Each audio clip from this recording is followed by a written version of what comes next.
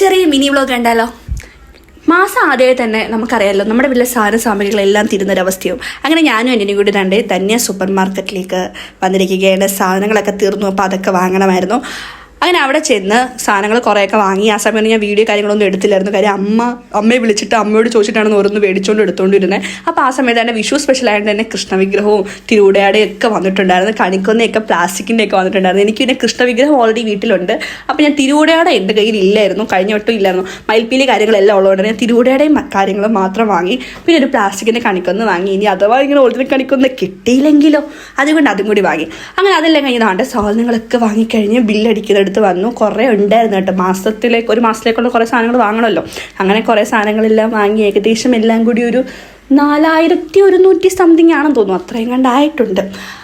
അങ്ങനെ പക്ഷെ അവർ നല്ല അറിയാലോ, ധന്യ സൂപ്പർ മാർക്കറ്റിൽ പൊതുവെ നല്ല ഹെൽപ്പിംഗ് ആയിട്ട് അവരെല്ലാ കാര്യങ്ങളൊക്കെ ചെയ്തു തരും. അവരെല്ലാ കാര്യങ്ങളൊക്കെ നല്ല ഹെൽപ്പിംഗ് ആയിരുന്നു. വണ്ടി കൊണ്ട് വെക്കുന്നിടം വരെ അവർ ഹെൽപ്പ് ചെയ്തെല്ലാം തന്നിട്ടുണ്ടായിരുന്നു. അപ്പോൾ ഇത്രേ ഉള്ളൂ vlog. Tata bye bye, see U.